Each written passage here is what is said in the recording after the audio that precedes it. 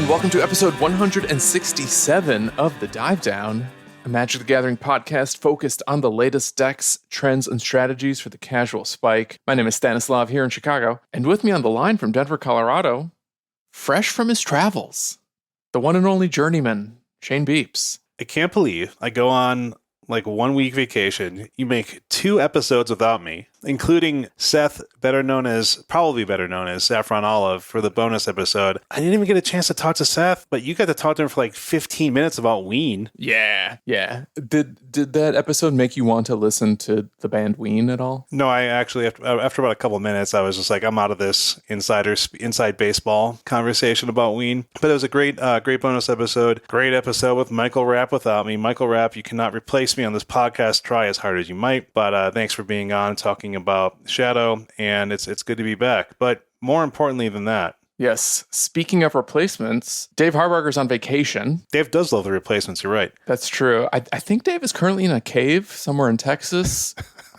We haven't heard from him in 48 hours, but we're sure he's fine. And filling in for him this week is a returning guest, friend of the show, one of our favorite content creators. It's Dom Harvey. Hey, Dom. Thank you, guys. It's good to be back. I like to think that Dave is the Lurus in this in this outfit, and I am the outmoded 3-drop scrabbling to regain relevance now that he's gone. Yeah, you're an absolute grist in my eyes. I am the grist in your mill. Yeah, that's right.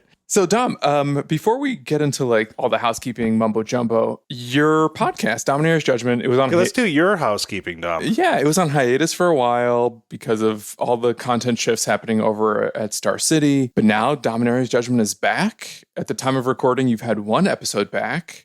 I'm sure there will be more. Yeah, the second one is recorded and in the holster, and we'll be editing that after I finish recording this. But yeah, excited to be back. We are free agents now, so you can find us on Patreon at Dominarius_Judgment. You can find the podcast Twitter on Twitter at Dominaria_pod. And we should be, I think at this point, we're still figuring it out, but we should be there on whatever podcast app you use. So Stitcher, SoundCloud, what have you. Maybe Google Podcasts will pick you up. Sometimes it forgets about us, and our friends out there are like, the Google Podcast isn't up yet. And we're like, we control nothing related to this. Yeah. Try as hard. We've written Bill Google, and he just radio silence.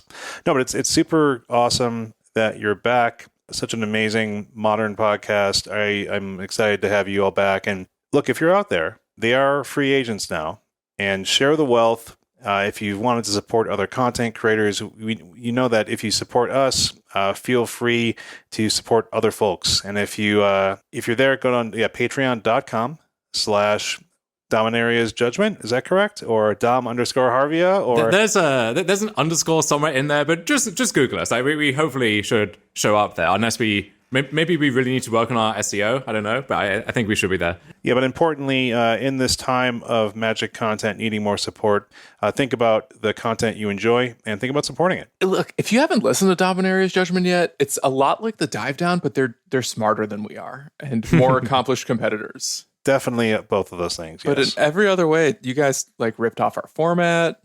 You took Dave from us. You called one another the Godfather. It's uncanny. I listen to a lot of Magic podcasts. I'm just to butter your bread. I listen to so many Magic podcasts, limited shows. The Goldfish Pod was just like a generalist show, and Dominaria's Judgment, I think, is the one where I learn the most from. Definitely, yeah. It's just such a rich resource. So check it out if you haven't, and support the show if you can. You're also still, Dom, working with Star City.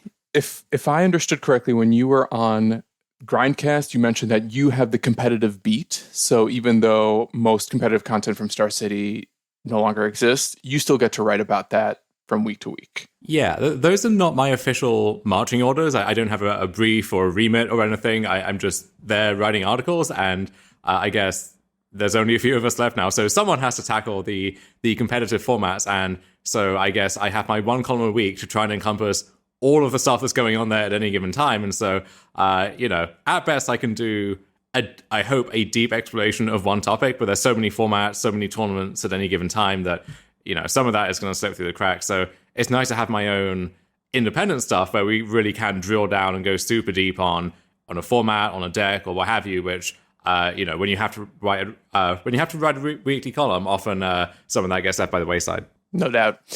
And then last thing about Dom specifically, you played in the Mythic Championship, the Pro Tour, a couple weeks ago, right? I did. I guess we're not calling it a Mythic Championship anymore. Set Championship. The Pro Tour is back. Long live the Pro Tour. But more on that in a second, I suppose.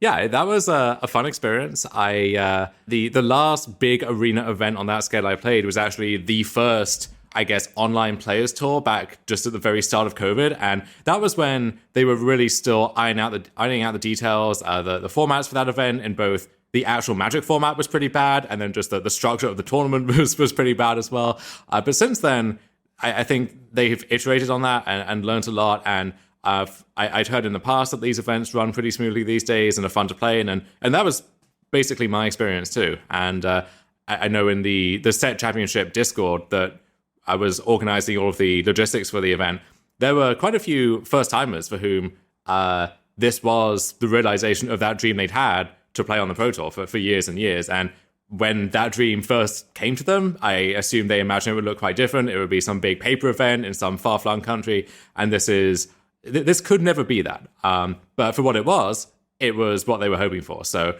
that was a nice perspective to have access to. How'd you do in the tournament? So I went 9-6. I think that was 40th place or thereabouts. Good for nice $3,000 payday. And it turns out if I had done that at the next one, which I'm qualified for, then that would get me an invite to the first actual Pro Tour reboot, whenever that occurs. But turns out this result here doesn't actually lead to anything. So I'm going to have to get back in the dojo and train hard for that one. Well, I have faith in you. More faith in you than myself. I know some good coaches, so. Yeah. Yeah, maybe you can reach out to Ellie. All right.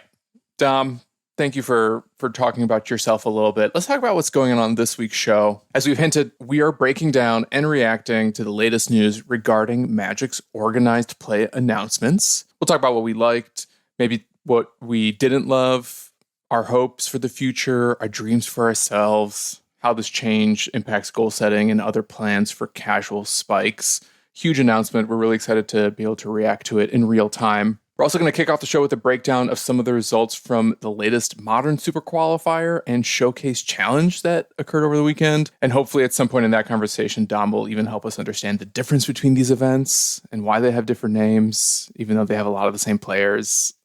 And they're really impressive tournaments to compete in that maybe one day Shane and I can get to as well. Before all that, though, we got some Dive Down housekeeping as well. Shout out to the newest patrons to join the Dive Down Nation, Tessa and Peter. Thank you, both of you. Also, we got a couple new reviews. I love new review day. Shane, we got a new review from Coogie194. Okay, perfect. What's up, Coogie? We also got a review from a friend of yours, E7584726. Love it. Don't put your phone number on the internet. We appreciate both of you all giving reviews.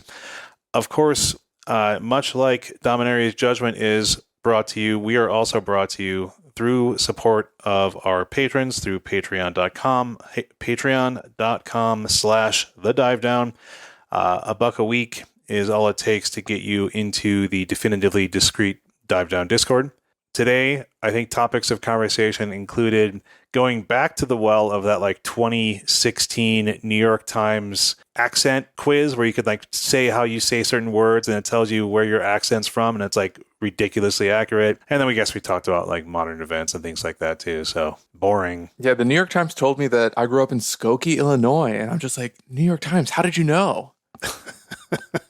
Oh, I'm very keen to see what it gets for me. That's I'm gonna put it through its paces. One of our patrons, I think, is a Kiwi, and they were like, I guess the closest thing to New Zealand English is Hawaii, because that was the heat map that they got. So thanks for supporting us through Patreon.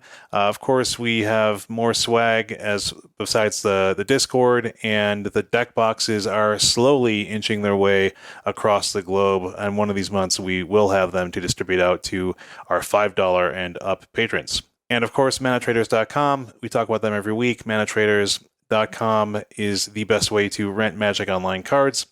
We see you out there. We see a lot of people jumping on the Mana Traders wagon this past month. Thank you for using our sign-up code, the Dive Down 2022. That gets you 15% off your first 2 months. And another place to use that code, the Dive Down 2022, for 15% off your order is, of course, Barrister and Mann, our ongoing relationship with that company, and Will, a citizen of the Dive Down Nation. They're making new awesome fragrances, soaps, shaving soaps, all kind of stuff for you, your home, your loved ones. Use that code to let Will know that we sent you, and thanks a lot. Thank you, Shane. All right, let's jump into this breakdown. Since we have two tournaments that we want to touch on, as well as a very lively dive down portion of today's episode, I'm thinking we just scan the top eights without really belaboring the broader metagames from these events, because even these top eights have plenty to chat about. Oh, yeah. Especially the second event. My goodness. Yeah, so let's start with the Super Qualifier. The deck list went up on Tuesday, March 29th, so I'm guessing the event happened on Monday, the 28th. Maybe it was on Sunday. But the winner, Mario Gomez 097 on Blue-White Hammer. Their main deck featured 3 Burrington First Tender, 3 Giver of Runes, a Cauldron Complete, which I don't think we've seen in any of these Post-Lures Hammer decks yet, as well as a Sword of Fire and Ice. And then they also threw 3 Mana Leak in the sideboard as one of the uses for their blue mana. Yeah, they definitely wanted to be protected against red and potentially other colors through Giver of Runes. Or colorless. Yeah, is Burrington good against anything other than like the burn decks? Fury? I don't know. Yeah, that Fury's probably the big one, isn't it? What do you think, Dom? I think the theory is it's very good against Murktide, where, you know, it brickballs Ragavan while also protecting from, Unholy Heat, Lightning Bolt, stuff like that. So having this one drop, which you can just kind of forward into your early turns, that's going to delay their starts, and then also offer you a layer of protection on your own big turn is really nice there. So it's the young wolf of Hammer. Something like that. I would say Ragavan more powerful than either of those cards in the abstract. However, situationally, that they win the head-to-head. Yeah, that's probably the same philosophy that led to the 3 Givers too, because that's a card that a lot of Hammer decks have kind of moved away from, I would say, even in the Lurrus era. And now it's like between 3 Givers and the Forged Tenders, you have 6 ways to protect yourself. Main. Yeah. I think Cauldra, if you play Cauldra, I think you probably want an effect like Giver of Runes, because one of the issues that Cauldra faced as soon as it hit the MH2 metagame is, oh wait, it's indestructible. That doesn't mean it can't be exiled. And so I think you really want a way to shore up your game against especially Solitude, which can just put all that effort you take into getting this onto the board and just wipe it right out. Yeah, and it's both sides of that, right? Like also protecting the Stoneforge Mystic, which is sometimes your only way of getting that Cauldra onto the battlefield. All right, second place, we got Juju Bean 2004 on Murktide. Pretty stock list. Dom, as long as you're here, I did have one question I'd love to ask your opinion on. I see a lot of Murktide decks running sideboard Relic of Progenitus. And being an occasional Murktide player, I feel a little bit of tension with that card, because if I'm ever trying to actually pop it off, I'm sacrificing my graveyard as well. Do you have a sense for why Murktide runs Relic over something like Soul Guide Lantern or other one-sided graveyard hate pieces? Yeah, I think you can take your pick of those effects, and depending on what you want those for. So if you expect to face a lot of, Living End, for example, or other graveyard combo decks, then you take your pick of those. All of them are going to do the job, and Relic is maybe actually the worst of those in some of those situations where it's the most expensive and is somewhat symmetrical, and it has the activation cost for the mass exile effect. So yeah, if you were just targeting stuff like Living End, maybe you look towards Tormod Script, Soul Guide Lantern, something like that instead. I do think you can board this card in the mirrors though, where just having it chipping away at their graveyard over time is going to make it so much harder for them to get Delirium, so their Channelers and their Unholy Heats are going to be neutered. And then if that effect is eating away at them turn after turn, even just putting Murktide on the sack is going to be much easier said than done. And so even though the effect has some symmetry to it, you can control the pacing of how that plays out. And so if you're just eating one of their cards every turn, stocking your own graveyard, you can get to a turn where you play your Murktide, and now you've kind of your graveyard has done its job, so to speak, and now you can go for the second activation if you like. And you can actually use those two things in concert too, where if you control Murktide Regent, then don't forget this is it gets the buff when any instant or sorcery leaves your graveyard at any time. And so you pop your Relic, you eat their entire graveyard, and now your Murktide Regent gets even bigger out of that equation too. Yeah, interesting. Speaking of graveyard decks, third place we got Dr. Vendigo on Living End. Also looking pretty stock, 75. I've been liking this deck a lot lately. I kind of feel like the party's going to end for this deck eventually as it keeps getting more popular, just because some of the graveyard hate out there is so powerful against this. And just like hard casting a curator of mysteries isn't always going to do the job, but living and still putting in work. Fourth place, Bomberos on Is It Murktide? But this is a slightly more controlling build of it. We have 2 main deck Jace the Mind Sculptor, probably in anticipation of all the 4-color that's running around right now. No Dragon's Rage Channeler, but we still have the Murktides and the Ragavans and a singleton Brazen Borrower. This also has 2 Dress Down main, a single Dead and Gone, and then in the sideboard we got 2 Chalice of the Void, and then the 6 mana Chandra Awakened Inferno. This is like practically Blue Moon without the Blood Moons. Dom, is Chandra Awakened Inferno real? Can you play 1 6-drop? Yeah, well, okay, so this is this is almost like a treat that you get to explore for specifically one matchup, and that's blue-white, where the game is going super long, and so you can expect to get to the point where maybe you're flooding out a little bit, or even if you're not, you have 6 lands in play, and you will get to attempt to cast this card, and because of its very kind of ham-fisted wording here, it's going to resolve and going to start doing its thing. I just am never sure if that thing is actually good enough in this day and age, where against even the slower control decks in this format, they have stuff like Hall of Storm Giants, which, if they've established control of the game, can close it out pretty quick. The Wandering Emperor is a pretty popular finisher now as well, and so that idea of neither player is doing anything, and eventually I just cast my card and they're taken off guard and it just wins the game by itself. I don't know if that really happens often enough for this to be worth it. And we've seen the same tactic attempted in Standard, Pioneer, Historic, various formats over time, and it's never really stuck around for the long haul. You know, people try it, you see the one Chandra pop up from time to time, but it never becomes stock in the way that you might expect it to if it was actually good at its job. Yeah, Jace just always keeps coming back, always like a 1 or 2 of in a lot of these blue mid-rangey or combo or control decks. Like it even pops up in Footfalls and Chandra. I own the one, and like sometimes I'll put it in even online, and then I just never even board it in, and it's like maybe it could have been a better card. In 5th place, we got Theo Jung on 4-color Blink. This is an 80-card deck. It's Yorion. It has a bunch of sideboard one-ofs, but these are offset by 4 main deck copies of Eladamri's Call, which something I'm always harping on is just like the sideboards in these decks don't do anything reliable half the time, at least in my experience. But I feel like Eladamri's Call is a really elegant way to solve that problem, especially in, you know, a very creature-heavy version of Blink, which this is. It has a little bit of the Elementals package with Risen Reef, main deck Endurance, and Subtlety. One of the other things about this deck that stood out to me is that it has Ewit and Ephemerate, but it's not playing Time Warp. What happened to Time Warp? Is that just too slow, too dirtily? I think it's still fine. You can play it. I've seen a few lists pop up recently that do have that still.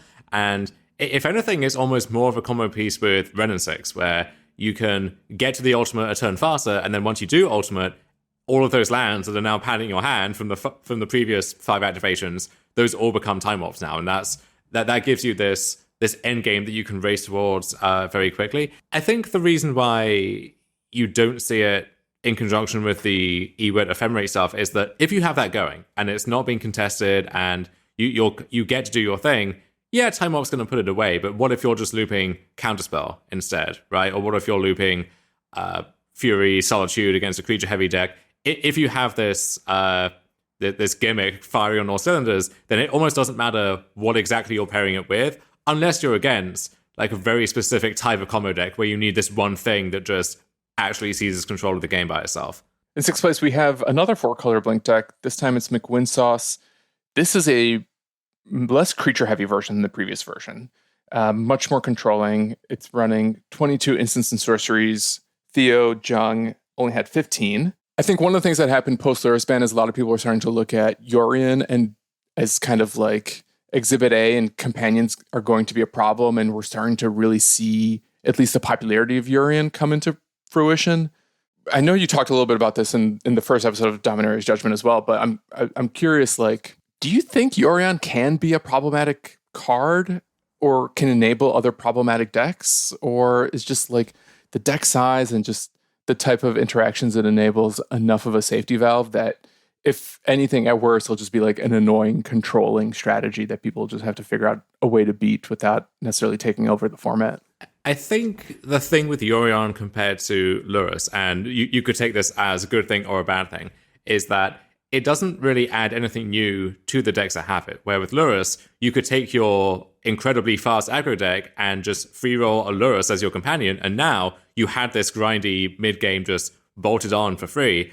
With Yorion, it's harder to do that. Not every deck can easily accommodate those extra 20 cards. And for as much as I like to meme about, Yorion Hammer or whatever, there are some sacrifices associated with that in a lot of these shells. And so Yorion basically takes a deck that already is going to be somewhat slow, somewhat grindy, and makes it even slower, even grindier, and better on that axis.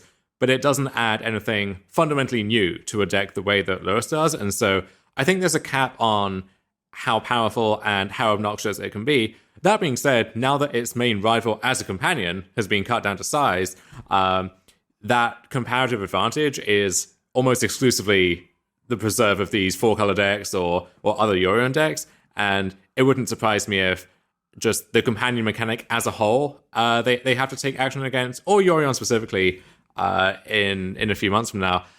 I think, though, the main Yorion deck at the moment in 4-color, the things that are offensive about that, it's not really Yorion, it's all of the MH2 stuff, it's Red and 6, it's Omnath, it's using fetch lands in kind of the most obnoxious way in Modern, where they're these perfect mana fixers that also pair with your Red and 6 and your Omnath, and there are so many parts of that recipe which you can take offense to, and Yorion is way down that list for me. Exactly. That's incredible. I feel like if they're going to do anything about the companion mechanic at this point, it would have to be not because Yorion individually did something wrong, but if also like an Obosh deck becomes somehow egregious, or Zerda or Lutri. There was a Lutri deck in the top 16 of one of the events this weekend, which you always love to see, but oh my God, was it Collins? It was Collins, yeah. I really envy Collins for this retirement that he's found for himself, where he doesn't really play Magic or talk about Magic, but every 3 months he'll log on and just post a new Lutri deck list that he 5-0'd with, and that's the extent of his engagement, which I think is very healthy at this point. If you're not having fun, why play the game? Exactly. All right, 7th place, we got _Neptune on Grixis Shadow. Look at this. 2 main deck Liliana of the Veil. 4 Scourge of the Skyclave. It's back. Scourge is back. Just last week, Michael Rapp was telling us why Scourge probably isn't going to make the cut, and Neptune proved us all wrong. It's also got a couple copies of Teamer Battle Rage because it has 0 copies of Dress Down in the 75. Bit of a nombo with the Scourge. And then finally, 4 sideboard Torpor Orbs. I mean, this has got to be because of the Blink decks, right? Like, they're not trying to shut down humans anymore. You need a plan for 4-color. You know you're going to have to go through a good 4-color player to win any given tournament. And there are a few different ways you can do that. We saw Torak be one of the go-to sideboard cards for that matchup in the past. Torpor Orb is appealing, though, because one of the main twists on 4-color that we've seen recently is the Elementals deck, with Risen Reeve and really leaning hard on the ephemerate stuff. And against that version, Torak is still good, but it's not game over in quite the same way. But Torpor Orb really is lights out. If they can't remove that card, then they are going to have a really tough time of it. And so I don't know if 4 is the right number, but it's certainly a bold statement. All right, and then in 8th place, Mario Brega on a pretty stock-looking version of Murktide. Let's jump over to the Showcase Challenge that happened over the weekend. Shane, what did that tournament look like? Well, this is the Modern Showcase Challenge, Stan, not the Super Qualifier. I did some research for us. Okay, so here's the difference. So the Showcase is the challenge that replaces the regular challenge. You have to use QPs to enter it, and then doing well in that gets you invited to some other thing. I don't really get the Magic Online event structure, even after looking at that page for like the 20th time. But Super Qualifiers, there's like 8 a year or so across different formats, and you can enter these with cold hard cash or play points or QPs, and they have higher payouts. And then the first and second place of those attend the set championship, which is what Dom just competed in, I believe, right? The Arena Set Championship? Yes. So, okay.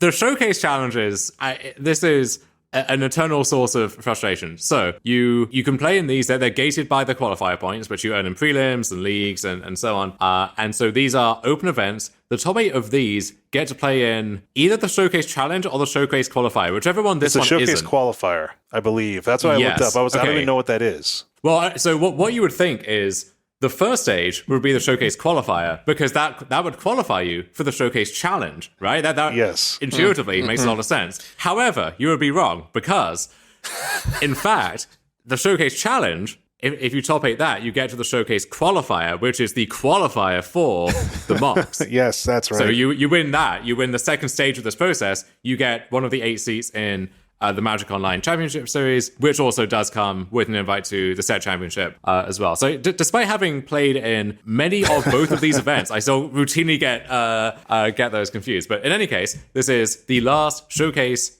challenge of this season, and then the 24 players there, plus anyone who wins one of these last chance qualifiers, they will be competing in a few weeks for that one slot to the big stage. All right, thank you for guiding us through the labyrinth that is the Magic Online competitive environment.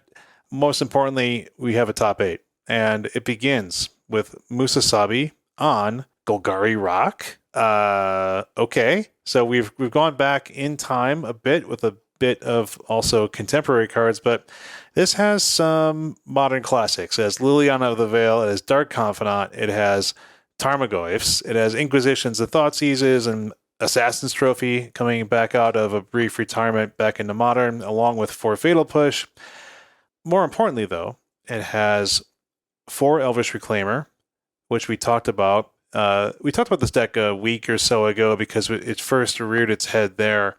And Elvish Reclaimer works really well with any deck going through its lands, but especially something like Urza Saga. But otherwise, it's kind of surprising to see a number of these modern classics come back into style. A really easy and simple black-green Golgari creature and land package, no red to speak of. This is not Jund, it's just Golgari. Don't forget, we're running 3 copies of Witherbloom Command. I just refuse to believe this card is modern power level, but here it is. Here it is. And I need a take of someone who's better than I am. So Dom, what is your take on a deck like this? I have no idea. I had to ask Ari, and Ari was able to walk me through this, but I was going to put this down to just this player, Musasabi, who is an amazing player and who often is seen doing well with these very wonky mid-range decks. But I think the big picture here is just there's a lot of Cascade combo running around at the moment, and so being a deck with a bunch of discard and then your threats line up pretty well. Like Doughty Voidwalker actually against both Crashing Footfalls and Living End is very strong. And then against Rhinos, the card Tarmogoyf, if you can get it to a 4/5, is pretty nice. And so it's kind of just the classic mid-rangey recipe, but your threats are all really good, right? You got Goyf, Voidwalker, Reclaimer can be good. Urza Saga as a threat. I'm less sure about like Dark Confidant, Tireless Tracker, Liliana in this day and age, but they can be the supporting cast on the bleachers, cheering on the main stars. Yeah, I feel like the one defense I can think of for Witherbloom Command, at least, in addition to Elvish Reclaimer, is it's doing this Golgari build your own Renin 6, where you can get back like Bosejus or Tekenumas that you are cycling or channeling for value, or nurturing peatlands that you're cycling. So it's like you're putting all these cards in your graveyard, sometimes for effect, and then maybe you can also find a way to piece together a mana source. Or in Witherbloom Command's case, the land is going back in your hand. So yeah, I mean, a decent amount of the time, it's kill your Renin 6, get back my Urza Saga, or it's kill your Esper Sentinel and your Springleaf Drum, right? So if you can get value from 2 modes on that card, then that's a really good place to be. And I think you can just about do that enough of the time, but that's the jury is still out on that one for me. Cool. Second place, we got Sima Omero on Temur Crashcade. This version has 3 main deck Blood Moons. It also runs 1 Valakut Awakening. I've played a bunch of Cascade, as both of you know. I can never make up my mind on Valakut Awakening. It's usually only ever a one of. is it underplayed in these Cascade decks? Because at least in Living End, I feel like a single Valakut Awakening would be a really great way to do anything that you've drawn with your Living Ends, because those are 3 ofs. You don't have a source for black mana to ever cast them, and like the best thing you can do is hope that you draw a Grief so that you can pitch away a dead Living End to grief your opponent. But if you ever, heaven forbid, draw all 3 Living End, which is something that happened to me in a league the other day, it just kind of feels like you're done. Unless maybe you can hardcast some 4 mana 4/4s. Valakut Awakening, Dom. Yay or nay? Yay for me. I like the card a lot in these shells. I think I like it more than a lot of people do. And yeah, especially with Living End, you can get these major feel bads of you just draw all of them, or you draw enough where like the first one gets countered or whatever, and there's just nothing else you can do. At least with Rhinos, right? You almost want to draw a copy of your suspend spell in your opening hand sometimes. Not the case with Living End. And so you do see some lists either having the full 4, or some of them run the 4th in the sideboard for those longer games where you're going to need to resolve multiple copies or it's going to get disrupted.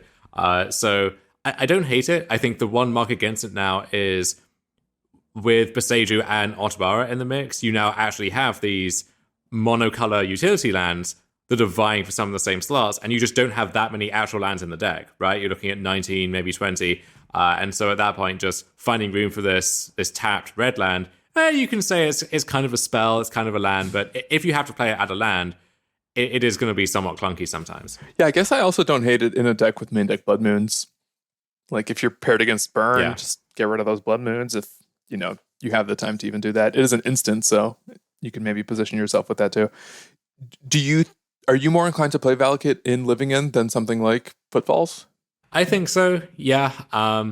The one you might want it in would be Glimpse of Tomorrow, actually, as well. But with that one, it's weird because it's technically a sorcery, right, or an instant, and so it can't be glimpsed into itself as a land, and so there's a cap on how many cards like that you can put in your deck. But yeah, I do like the card on the whole. We saw it pop up, I think, in some list of the Aspiring Spike Jeskai Lotus Field deck, and I enjoyed seeing it there. And yeah, just whenever it pops up, I always love it. Awesome. Up next, 3rd place, Loriwa on Eldrazi-tron, sort of. Eldrazi-tron variant. It's a Reality Smasher list, Eldrazi-tron. It kind of looks like you would expect sort of otherwise, but it's definitely removal and sweeper heavy in that it has 3 Dismember, 3 Warping Whale, 2 All Is Dust, and tops things off with 2 main deck Ulamog at the 10-drop spot, which only decks like Eldrazi-tron can bother trying to cast. So this one also has 4 Urza's Tower, which I'm actually not sure if that's typical, not Urza's Tower, Urza's Saga. We have 2 Urza's Saga, and that's not always in decks like this, but I think Eldrazi-tron can get enough value out of it for especially things like Expedition Map to make Tron when it needs to or something like that, or get that relic, one of its 4 relics that can handle graveyard decks, cycle through the deck, which is kind of what you want to do in this. And of course, the sideboard is all about Karn the Great Creator and the Wish board, and I love every Karn Wish board because you always get to see the boat. Whap, whap, Sky's Avra. I don't know what this deck is doing in today's Modern, but it just seems like a lot of... It seems like it's trying to do what other decks are doing better in terms of being a big mid-range deck where your removal doesn't hurt you for up to 4 life points. I could not tell you either, and if you had said Eldrazi-tron is going to do well this weekend, I would have assumed that it was the same reason I gave before, is that there's a lot of Cascade decks running around, a lot of Is It Murktai, stuff like that, and so maybe it's a good weekend to be playing Chalice of the Void. And yet, you look at this deck, 0 copies of Chalice in the main deck. I guess that's probably a very important thing to mention, yes. Yeah. I mean, this used to be what people said about the deck, right? It's 4 Chalice of the Void and then 56 just cards making up the numbers. And now it's just 60 cards making up the numbers. So no Chalice and no Smasher, but 4 Mana Reshaper. Those ones are bulletproof. They card in the deck. They have a lifetime tenure. So this deck, it's got a single swamp and a single Urborg in its lands. The only black card is 3 copies of Dismember main. Yeah, you don't want to take that life loss if you don't have to. You don't need it, man. I don't know. That's just a fascinating deck that got there. Felidar in 4th place on a stock-looking Living End deck. And 5th place, X-Whale, Will Kruger, going in with Crashcade. Essentially a stock-looking list. I can't think of a sadder testament to Hammer's position post-Luris than X-Whale ditching Hammer time. And I think Will's been really happy with Crashcade, so good for him. But even so, like it just feels like such a departure for a player who had a deck that they've been so successful with for what feels like at least a year now. It's always nice to have those barometers in a format where if you want to know if a deck is good right now, you just look at their Goldrush page and see if they're still playing it. And if they're not, then maybe it's time to look elsewhere. I mean, that being said, it did win the other tournament that we spoke about just now. And you still see Hammer popping up, still just fundamentally very powerful deck. But hostile environment for it at the moment. All right, 6th place, Ellen07 on Bant, Heliod Company. Primarily, it's just a Selesnya deck splashing into blue for 4 main deck Teferi Time Ravelers, and then some sideboard access to Lavinia, Azorius Renegade, and Meddling Mage. It's funny that it's after a few years, I think at this point, like we all kind of talked about Lavinia during one of our very early spoiler episodes. Remember that, Stan? Where we're like, here's all the things that Lavinia can do and X, Y, and Z. And then she kind of just disappeared until like maybe about 3 or so months ago. And then I feel like we've seen Lavinia in plenty of decks, especially ones that are splashing into blue. Yeah, I mean, I think we expected Lavinia to deal with Tron and colorless decks when in fact it's all the other stuff that she locks out. Cascade, I think in particular. Yeah, I think that when you bring into being an entire family of decks based around cascading into 0-cost cards, and then also you have a set where you have full cycles of powerful cards that you can pay for 0 mana, at that point Lavinia's stock just rises and rises. And so it's almost like if the format has this pushed or degenerate stuff going on, the better Lavinia is likely to be. And so it really has come into its own over the past few months, and is one of the main reasons to play blue in your Hammer deck at this point. Yeah, it makes good sense. So it's interesting that it has to stretch its mana base a bit. This deck that's typically just 2 colors. I mean, we did see when this deck was kind of the main thing to do in Modern, we saw various builds that would go into Bant mana, specifically, I think, for Teferi, and there were some more complex builds that would have like Oath of Nissa and things like that, and then go try to do the creature combo thing. But is this really worth it right now? And I think, again, it's probably, stopping the Crashcade and Cascade issues that we see in the meta. Well, issues in my opinion, of course. But I'm curious, again, if this is like a deck that needs to be hedging in that fashion, or this should just be leaning harder into what it's already trying to do and combo off. Yeah, I think the creature combo decks tend to be good against, Living End on the whole, and then Heliod more so than Yawgmoth, actually. This is one of the big kind of splits between them, is Yawgmoth really suffers against Rhinos, whereas I think Heliod can go toe-to-toe there. But once again, if you think this is a big weekend for Cascade decks, being a deck with 4 main deck Teferi, 4 main deck Ranger Captain, just by itself, that's a great recipe. And then add on this fast creature combo that lines up pretty well against them. It's the perfect place to be. And then if you think about more broadly, what is this deck weak to? Well, it does have a Solitude problem, and I guess Fury you could lump in there too. And just the deck is inefficient, right? This was the thing that even in its heyday, people noted about it. It's you're trying to be a Collector Company deck. You have this 4-drop and then a bunch of 3-drops, and you're in a format that is so efficient now that Lavinia is a card that kind of flips that script around, where you are slowing down the pace of the game and the window in which things can happen, and then it's good against the main combo decks. It's good against specific cards that you care about a lot, and then just in general in the format, it's looking pretty good.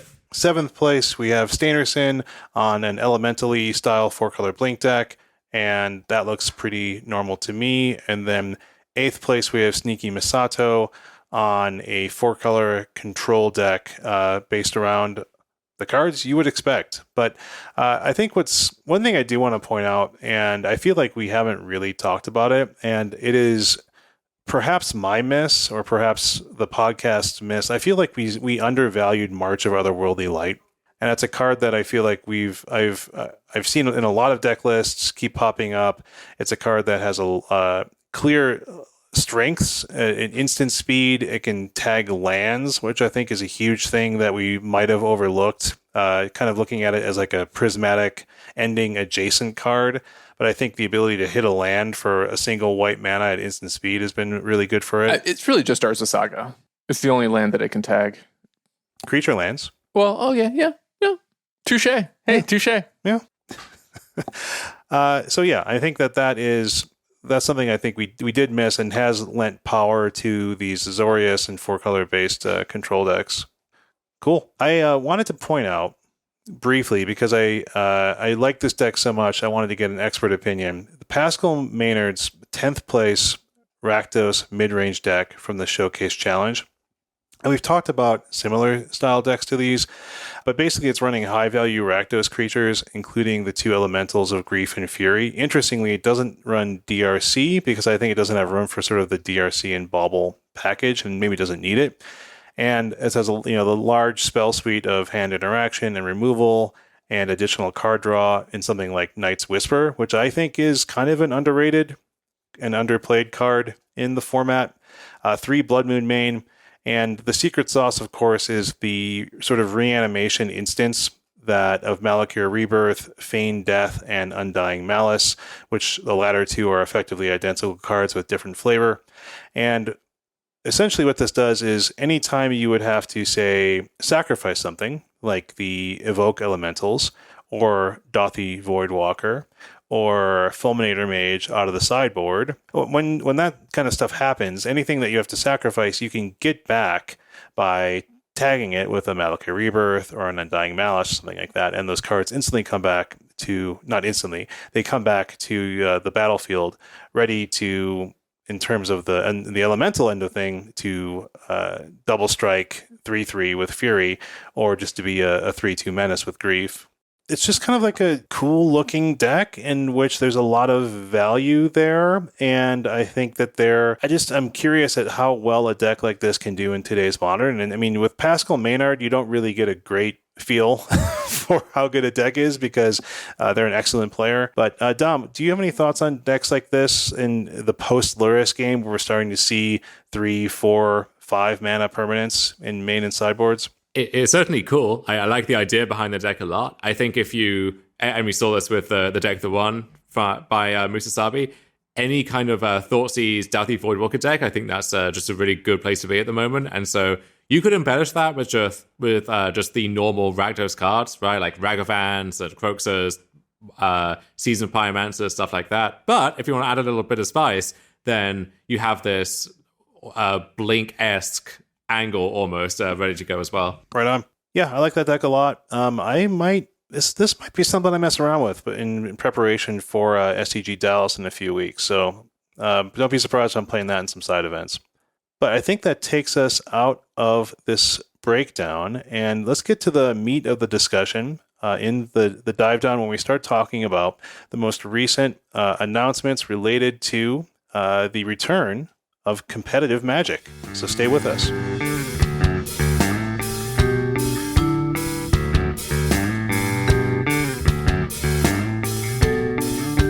Alrighty then. Thursday, huge news. The Pro Tour's back. And I gotta say, I don't think we were expecting an exciting announcement of this level, because we knew there was going to be an organized play announcement happening today. A lot of speculation. They hired Huey Jensen to, help facilitate WotC's vision and model for organized play. And this is basically, as far as I recall, Huey's first public output in his role of, I think it's director of play programs. And just a note up the top, I was very fortunate to be invited on a basically press conference preview. Give a little hat with a press card in it. Yeah, of course. I have a pen in either ear, where I got to hear Huey speak and actually answer some questions about this. And that's where we got a lot of the information about this announcement and why we're able to put out this episode so shortly after the news goes formally public. And likewise, I want to mention that this is all still super fresh. And as we're going to mention from time to time, some of the finer details are still to be announced. And in some cases, we know when those details are going to come. In some cases, we do not. But overall, we're being very careful about what we're talking about, what we're sharing. Things might continue to get clarified in the coming days. And there might be some more confusing elements that we don't even fully grasp just yet. But in general, we know what the big picture is. The Pro Tour is coming back. We know how people are going to play in the Pro Tour and the World Championships. And let's start breaking down what we know. Right on. Yeah, I think it's also important, Stan, to mention that you did not get this access through your participation in the dive down. It's through your writing on Polygon. Yes, that is because I've been working with Polygon a little bit doing Magic coverage. I was invited to participate in that as a journalist more so than a podcaster. But to me, it's one and the same. Like, what am I if not a public figure on behalf of the casual spikes out there? So, let's start going through this, Dan. What were you told? What did we hear here? All right. Starting in July, Wizards is formally kicking off their 2022-2023 organized play season. Even though it happens all in 2023. Not exactly. And I'll specify what's happening in 2022. But in this upcoming season, we are going to see the return of the, quote, Pro Tour, as well as World Championships. It's not Set Championship. It's not Players Tour, Mythic Championship. It's the Pro Tour, baby. Wow, the words Pro Tour are written down somewhere. Yeah. Honestly, by the time people are listening to this, they maybe have even seen the graphics, the Pro Tour official iconography. So that's the headline. Within that, we're going to see 3 Pro Tours per annual season. The first Pro Tour is going to take place in early 2023, and it's going to be, like previous Pro Tours, split format, and it's going to be draft for one half and Pioneer constructed on the other half. And it's going to be tabletop. They're going to do shuffles, paper cards, deck checks, judges on hand, those big black and white dice that are really clear on camera. Yeah. And not as many shuffles, though. This is Pioneer we're talking about. So, I mean, man, that's a heck of a way to get Pioneer back on people's radars, is have a Pro Tour early 2023. Yeah, I mean, what better way to kind of indicate that they made this format pre-pandemic and they intended for it to stick around? And perhaps, like on some level, this is part of a marketing strategy to get people engaged in this style of gameplay. But Dom, the last time you were on our show, you actually spoke to the importance of Pioneer as a format, as a way to engage players, as an accessible, constructive medium and format. And I think probably on some level, Watsi agrees. And I mean, people keep talking about how much fun and healthy it is. So now we get to see it on the world stage. Yeah, I think especially with the lesser emphasis on standard recently, although that also is coming back as a Pro Tour format, as we learned in this announcement, I think Pioneer has this really useful role as the smallest paper format or the gateway format into organized play there. And this was the intention back when Pioneer launched. And Pioneer had just dire circumstances for its launch in terms of the timing of the sets around it. And then just as it was getting this foothold in organized play, COVID hit and wiped out not just paper play, but also any momentum that Pioneer might have had. And so I'm glad that they have enough faith in the format and the concept to try and reboot that. And to go back to what you said at the top, it feels so good to get to say the word Pro Tour again.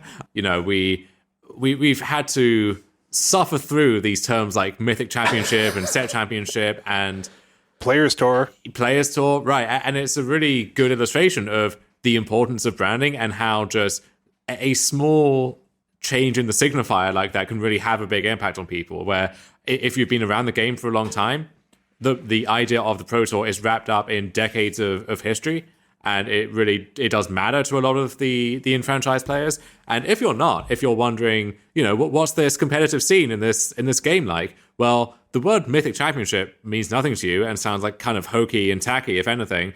And Set Championship is, well, that's pretty generic. You can imagine that on some kind of marketing document. But Pro Tour is, like, intuitively, that makes some kind of sense. And you can see that by the fact that, Flesh and Blood, they didn't steal the branding for the Mythic Championship. They stole the branding for the Pro Tour, because that is a very sensible, intuitive way to brand something. And so many sports or esports are going to have some variation of that, right? And so I think it's great to just hear those two words again, and hopefully we'll get to hear them live in the announcement on Thursday. And I think that one change is going to earn back some goodwill by itself. Now, it's going to lead to the inevitable discussion of, well, is this actually the Pro Tour that we all knew and love and remember fondly and were potentially gatekeeping people out of? Who knows? There's always discourse lurking around the corner. But I think that is, if we had this announcement with the same structure to it, but it still had the mythic whatever branding or other branding to it, I think it will be received a lot less fondly. Right. Yeah. When I saw that it was Pioneer and I knew we were having you on, Dom, I was like, Dom's got to be salivating at the 3 words Pioneer Pro Tour put together. Well, I haven't been winning that much in Pioneer recently, so if we can get a vintage Pro Tour in there, then I'm going to be all ears. But maybe not on that one. You're gonna have to wait at least a couple more seasons before we get a vintage Pro Tour, Dom. Well, recently minted set champion, which sounds so weird to say, Ili Cassis, was mooting the idea on Twitter today of like this high stakes 8-man event, like vintage and legacy, $5,000 buy-in, and the people who do it well are like drafting instead of Power 9. And I don't think organized play is going to want to acknowledge the existence of that, but that's, maybe that's how we get it in the rotation.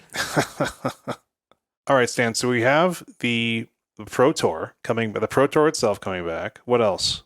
Yeah, 3 Pro Tours, and then to cap the season will be a World Championship. And in a way, those did they actually go away? I guess not, right? There's still been Worlds with people getting like their custom invite cards. And this next one is going to be World Championship 29. And this is going to take place in the latter half of 2023 as well. And this will also be a tabletop event. Yeah, what's wild about this, though, I think, is it's sort of doing like a bigger tent World Championship. And we'll talk about more about strengths and weaknesses of this announcement, perhaps, but I think this is a big strength in that it makes the concept of being the Magic World Champion a little bit more attainable.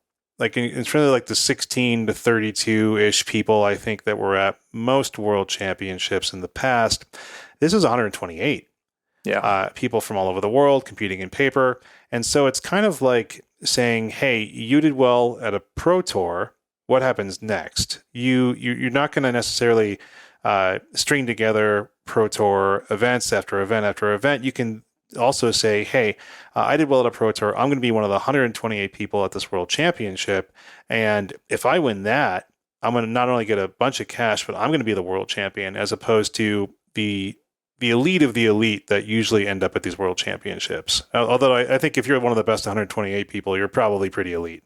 Yeah. So the history of the World Championship is actually kind of interesting in this context. So if you go back to the 2000s, like the very early 2010s, before the change took place, the World Championship, or Worlds as people called it, was essentially just another Pro Tour. And it was the end of the season, and it was almost like an afterthought. This is where we tie up all of the loose ends. And so for some people, it was just another stop on the calendar. And it was also added to or diluted, depending on your perspective, by a bunch of the players who were on their national teams. And so it actually was, in the most literal sense, a world championship. You had players from all over the world congregating in this one place, and you had this guarantee almost that some of the smaller countries in Magic, like there's no guarantee for any given Pro Tour you're going to have any players from Paraguay, let's say, right? But for Worlds, you had this guarantee that not only were there going to be players there were going to be 3 or 4 of them, and maybe one of them could make a deep run, put their country on the map. And so those aspects became decoupled in 2012 when we had the shift to, on the one hand, the World Championship, trying to crown the best player in the world. And that was rebranded then as the Players' Championship, which, what does that even mean, right? World Champion means something to everyone. Players Champion means nothing to anybody. And so again, very basic branding.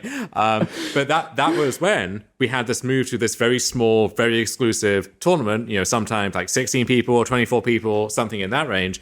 And then the World Magic Cup as a separate entity, where that's when you had this global gathering of Magic players, if you like. And that event had this really unique character to it that I hope gets to be replicated in some form. And it seems like this system of regional events and then those funnel into the Pro Tour maybe can capture some of that, but not all of it potentially. And so I kind of like that this new model for the World Championship is meeting it in the middle, where it feels like its own distinct event. It's not just one more Pro Tour, but it's not so small and so exclusive that some of the names you're really excited to see, are going to be on the outside looking in, probably. And so we also don't know how it's going to intersect with, because there's no gold or platinum style scaffolding to this. And so the players who perform really well over the course of a season, but don't have that one finish to their name, it's unclear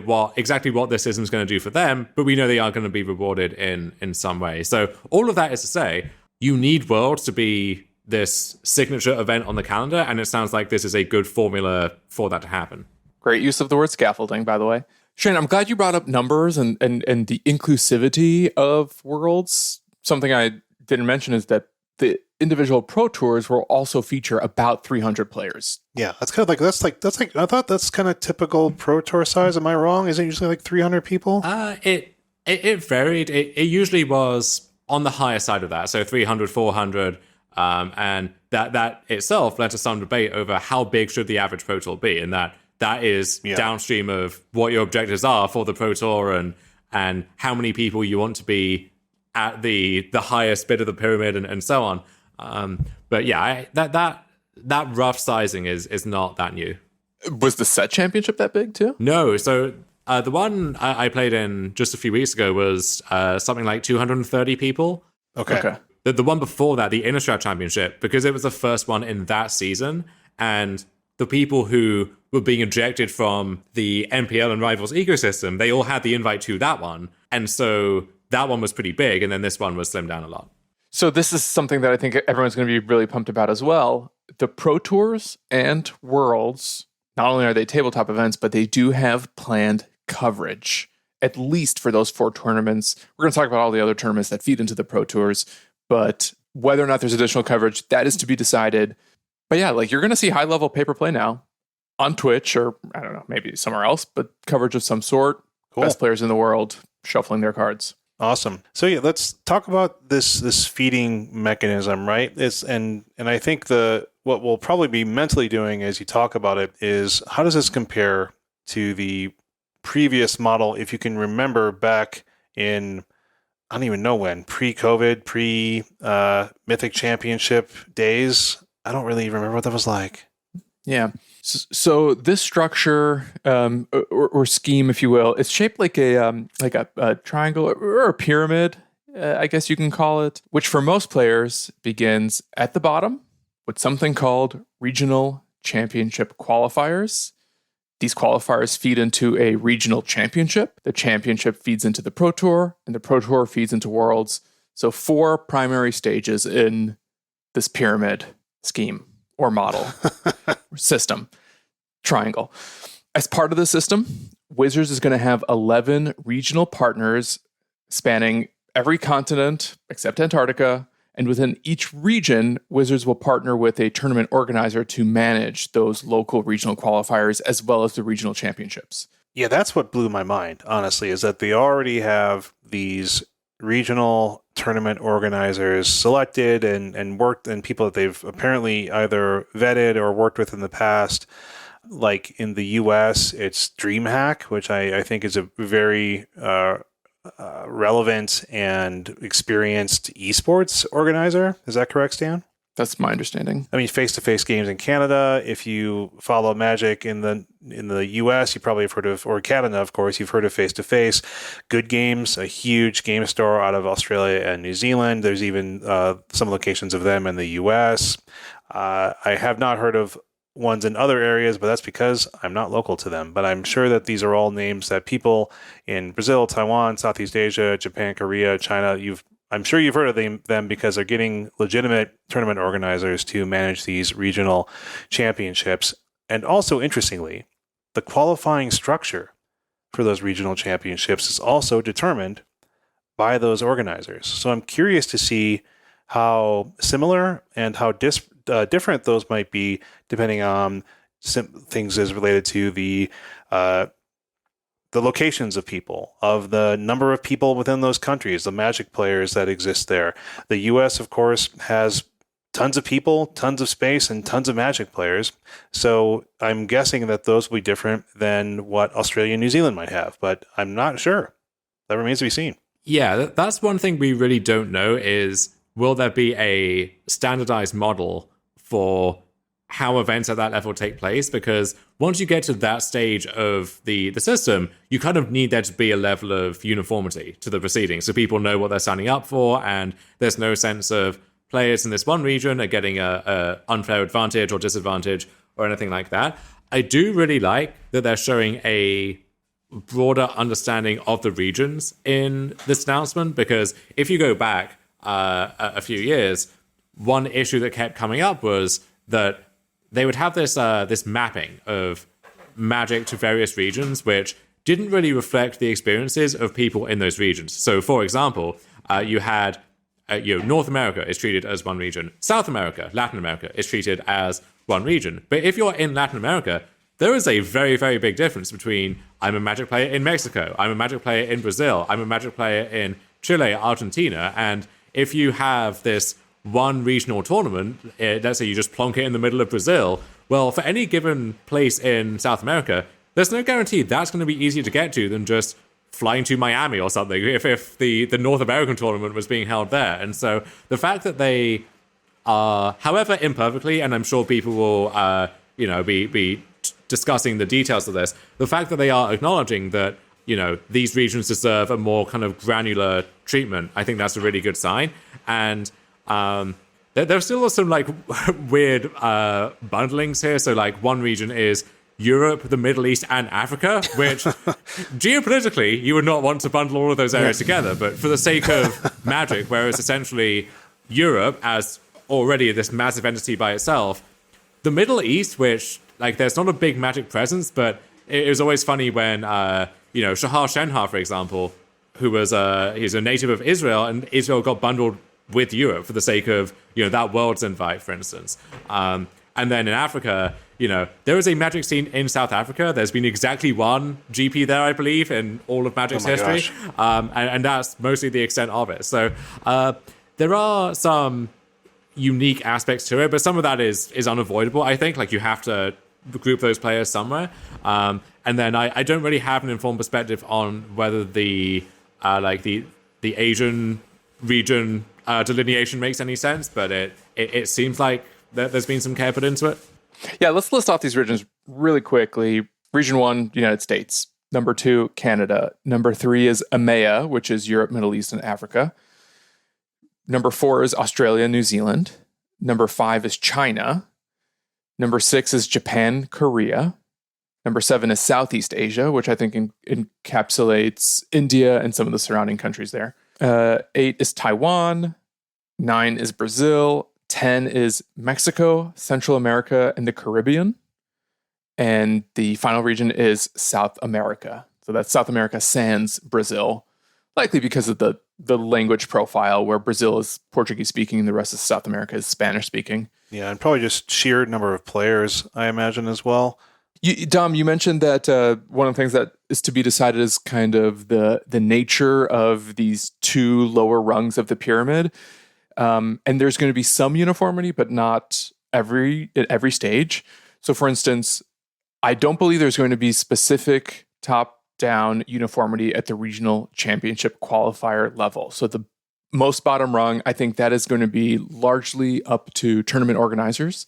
And I think from a practical standpoint, we're going to see some of those look like single-day PTQs at your LGS, or maybe like a large single-day event at a local hotel banquet hall or small convention center.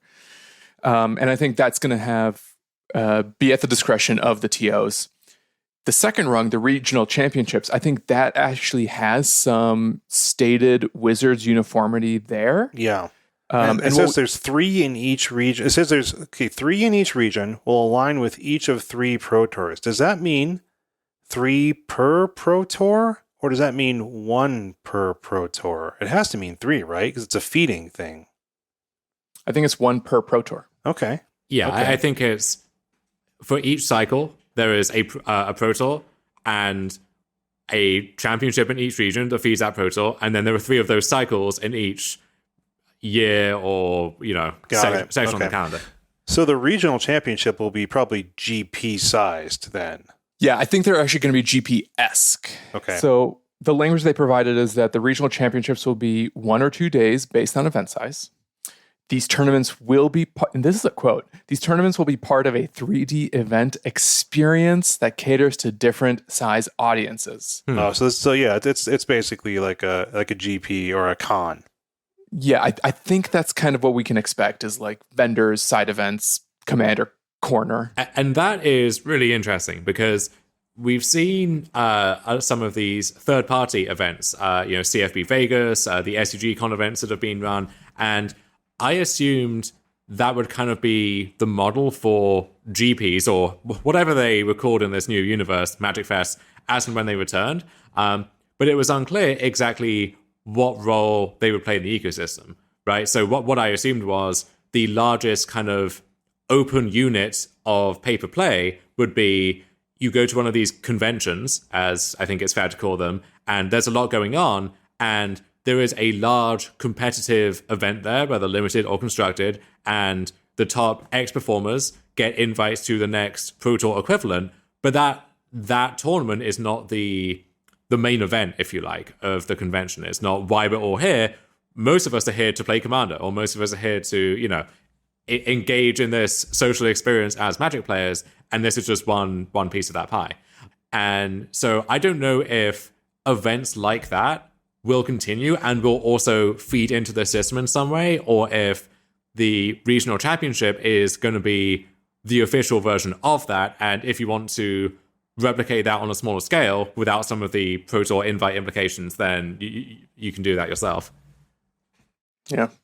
I mean, this is me being very speculative at this point, but I think the only events like that won't feed into this model might be like SCG cons, like if they decide to bring back their own internal circuit leaderboard, what have you.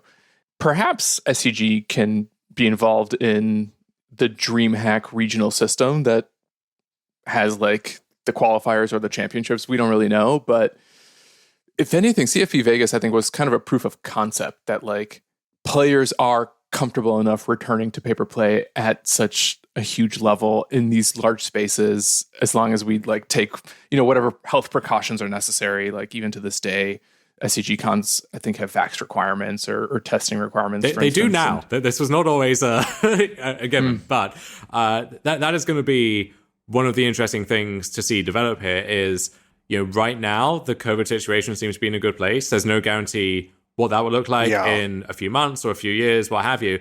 And so is there going to be any kind of top-down direction from Wizards over what the protocols are at each rung of the ladder? So the basic unit at the very bottom of this pyramid is in-store play. They've made it very clear that's the focus. That's the basic link. We hook you up to your local game store, and then that kind of funnels you into these higher tiers. But one of the issues that people experienced during the like PPTQ, RPTQ era was that there was a lot of variance, frankly, in the local game store experience, where I'm lucky enough here in Toronto that I have very good game stores here. Harry T, Face to Face, who's going to be organizing the regional event up here. But even if you go outside of that, if it's getting to the end of the PPTQ season and you haven't qualified yet, and you're venturing into the nether regions of your province, and you end up at this shabby looking game store where there's you some kind of disease is clearly being incubated in the bathroom there. Like I do wonder how stringent the criteria are going to be when it comes to these are the stores that really get to vault people into that process. Well, that was kind of an issue, I think, in the PPTQ to RPTQ system. That was like 2017, 18-ish era. Like the stores that would hold PPTQs and the RPTQs themselves. I remember it being a thing for people to travel to like the sparsely populated areas of the country where there'd be like 40 people at the regional PTQ so that they could have a better chance of spiking it or something like that. So I guess at least at this level, it takes one level of sort of population and spikiness scale of the area and says, okay, you might have qualified through like a PPTQ at your store and you're headed to the regional championship. But yeah, you're going to be going up against 1,500 other people who have done the same thing. And if you're not going to be able to spike that. Yeah, there's no, it looks like at least, no gaming the system in that sense. And we mentioned what's going to happen to GPs. If you draw the comparison here, if the regional championship is meant to replace those and you run the numbers, well, we have, 11 regions and 3 seasons, and each season, each of those regions has one of these events. That's 33 GP-esque tournaments, which is really not that different from how it was in most years in the past, depending on what OP looked like at the time. But given that most of these events will be happening in parallel with one another in any given season, the idea of the really hardcore GP grinders where you're jet setting across the world and you're playing 25 GPs a year, that is a thing of the past. Like mathematically, you will not be able to do that under the system. And I think this feeds into some of the larger philosophy behind this, which is you are not meant to be a professional Magic player under the system. There's no gravy train, there's no player club, gold, platinum, anything like that. So if you want to be a constant participant here, then you show up to the tournaments, you keep doing well in the tournaments, and this is one thing that I think will be very welcome is consistent performance is rewarded, where, if you do decently well over the course of 3 Pro Tours and you get an invite to the next one, and then there's a kind of rolling check over your last 3 Pro Tour finishes. So I imagine the best players in the world, you're going to see them participating in every one of these Pro Tours and hopefully winning money there and so on, but you won't get money just for showing up to one of these events, for example, right? And it doesn't sound like you're going to have your way paid to attend these either, which is something that we do see in something like Flesh and Blood, where you can win a Pro Tour invite to France, but they're not flying you out there. Yeah, this is... We don't know, though. Yeah, we don't know. Let's be clear. We don't know what that system looks like, because there will be some invites for Pro Tours, there will be some invites for Hall of Famers. Like, we just don't know who's being paid what to attend what. So let's make that clear. Yeah, this I think was part of the motivation in going to the regional player store system that we saw get kind of one look in early 2020, just before COVID, where if you're trying to cut back on your marketing expenses or looking to use those in a more judicious way, then the idea of we're going to fly 300 nerds to Japan or Sydney, that does seem like an unnecessary expense if you're being really hard-nosed about it. And frankly, there was a massive gap in their marketing before. I remember when they announced the 2016 season, and it's, wait, hold on, you're telling me if I win this RPTQ here in England, you're going to fly me to Australia to play in a Magic tournament? Like, they should be shouting that from the rooftops. I would be shouting that from the rooftops if I won that opportunity. And yet it felt like they were weirdly reluctant to make that part of the messaging, even though there was this whole play the game, see the world nonsense.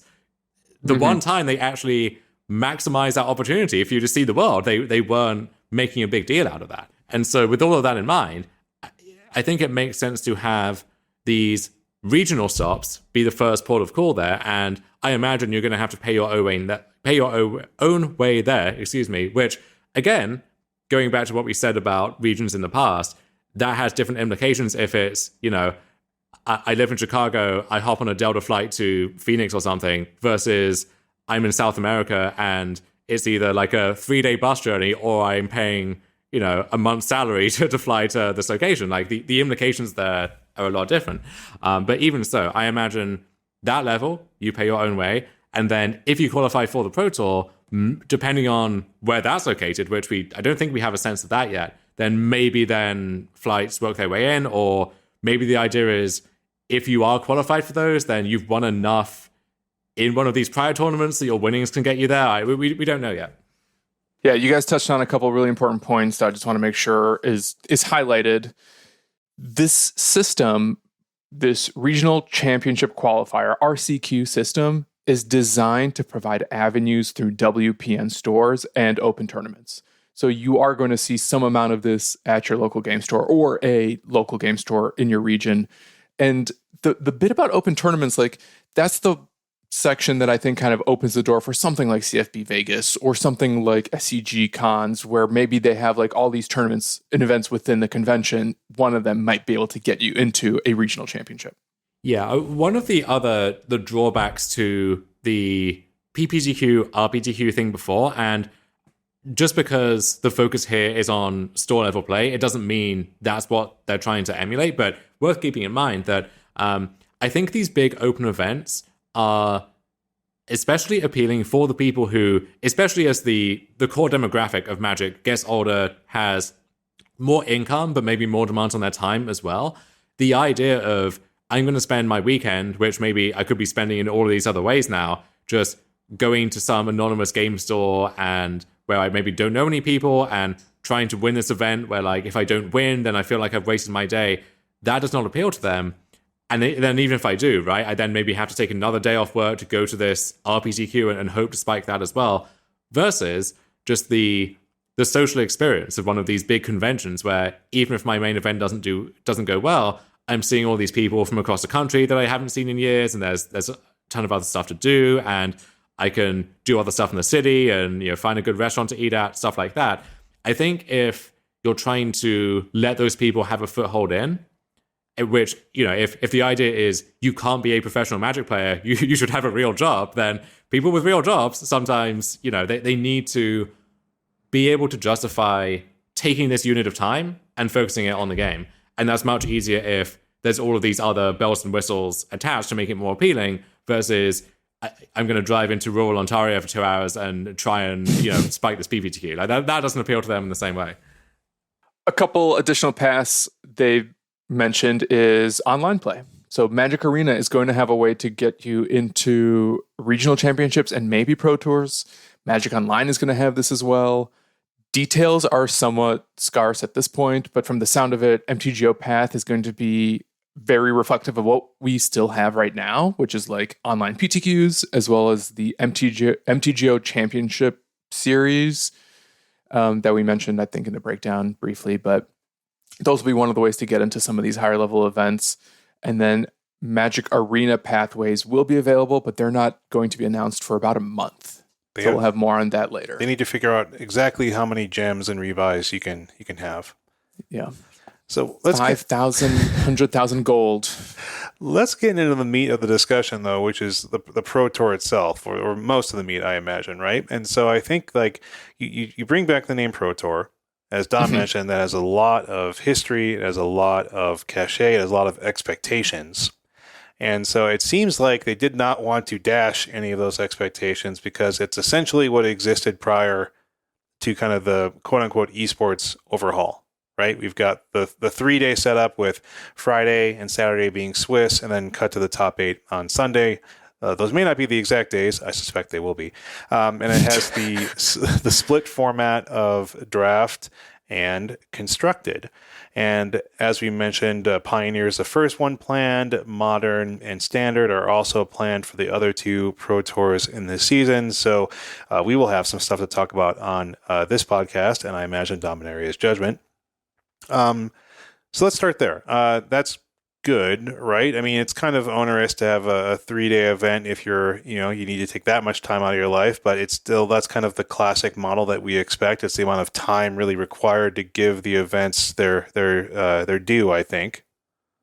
Yeah, if so, you're taking this time out of your life, potentially off of work, you're hopping on a plane, depending on where you live, you want that to be in service of something. You want the event to have that level of cachet, and it sounds like, and I think the Pro Tour branding coming back is part of this. You know, the paper Pro Tour does have that cachet to it.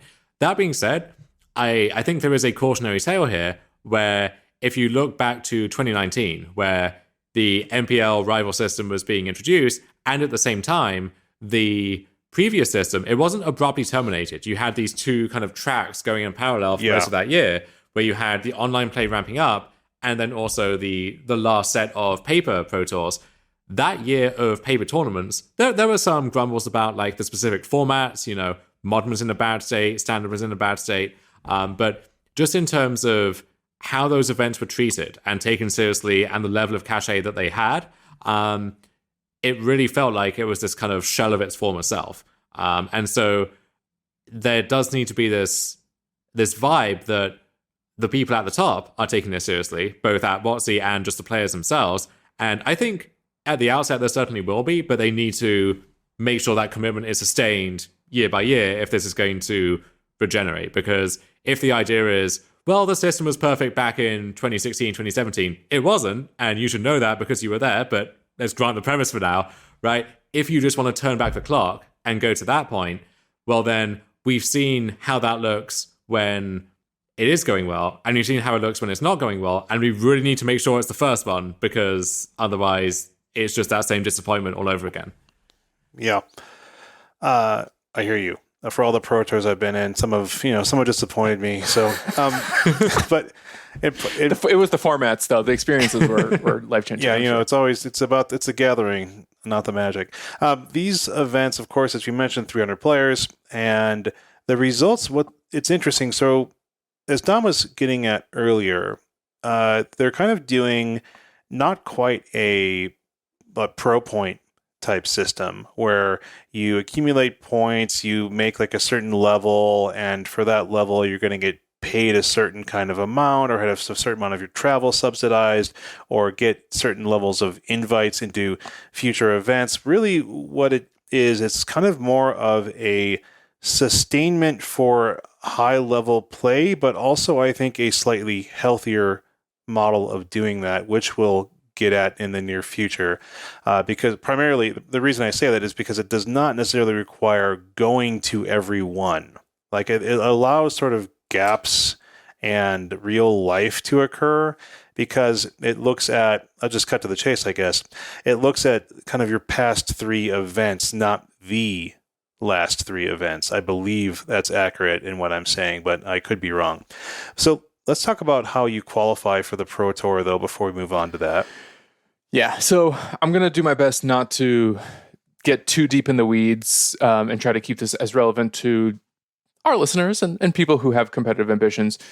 One thing that is very clear, though, is that the very first Pro Tour season is going to have a slightly more generous seeding model because they're trying to transition this existing old system into a new one.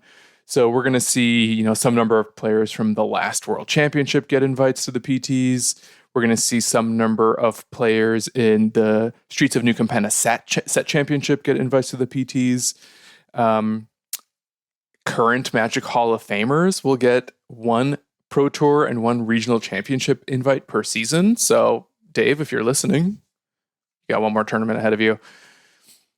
What Shane touched on that I think is really interesting in terms of the future of this model and chaining together invites is something called adjusted match points.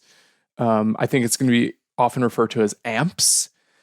And the math behind AMPs is a little dubious to me. I don't think there's a very clear formula that explains how it works, but they're tracked on a rolling basis rather than a seasonal basis. Yeah.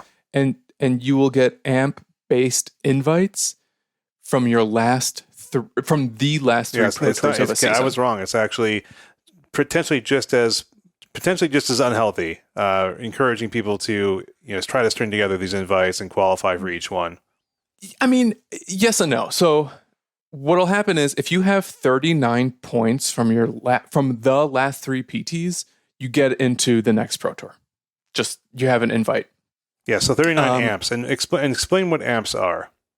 Basically, they're points that you're awarded based on your record at a Pro Tour event. It's just match points minus 9, right? That's all it is. Oh, that's the formula? So the amps is total match points at a PT minus 9. So let's say you go 9 and 7. That would be 9 times 3 is 27. Minus 9 gets you 18 amps. If you go 10 and 6 instead of 30 match points, you get 21 amps. I think what that really is kind of a like a handicapping system almost, where it's like it removes a certain level of match points. So let's say the example they give is in the stuff that we saw, at least, was you went 9-7, you got 18. You went 10-6, you got 21. And then Pro Tour 3, you went 3-3 drop. You got 0 amps. So your total is 39, which then qualifies you for the next Pro Tour, even though you quote unquote scrubbed out of the third Pro Tour. Yeah, and I think to your healthy point, that person didn't necessarily have to play the third Pro Tour. Exactly. They could have just said, no thanks, because they already had the 29 They could have went points. 0-0 drop. Correct. Yeah, they could have saved on their points, on their credit card points specifically. Their miles. I will say, I think most of the unhealthy incentives that existed in the previous system were more tied to GPs, where good point. The volume of travel, the volume of play, needing to rack all of that up. And there were some modifiers they worked in, like we're only counting your X best finishes, for example, and that helped to temper that a little bit. But, I think it's fair to expect that to stay on at the Pro Tour level, you should be doing decently well at the Pro Tours, especially when, in the past, this was one of the curious features of the system, was you would have people who would not actually do that well at the Pro Tours themselves, but they were doing very well at the GPs. And so that combined was enough to string together gold for the next year, for instance. And it seems like now it is much more about, show up on the day and perform well. And if you do, then we'll see you next time. A brilliant input there. I wasn't grinding GPs, and I don't think I really understood the impact that could have had on the aspiring spikes, not Everett's, but lowercase aspiring spikes, mental health and the longevity of that process and the sustainability of that process. And I think that's a really good point that, perhaps on some level, this helps solve for that. And likewise, to your point previously about it's going to be much harder in this system for people to grind out these regional championship qualifiers or regional championships. Part of that is because these events are going to be date locked. Yeah. And there's going to be a specific calendar period when these tournament organizers can host these qualifier or championship events. So you can only be in one place at a given time, right? Maybe you might be able to chain a couple of tournaments over the course of 2 to 3 weeks, just because that's when the span that's going to allow for them. But in general, these things are going to, I think, move pretty quickly, and you're only going to have a couple shots, and more often than not, you're going to be mostly incentivized to do it as close to yourself as possible. Yeah, this kind of gets us, I think, moving into kind of talking about what we think about this and how we think this might actually play out.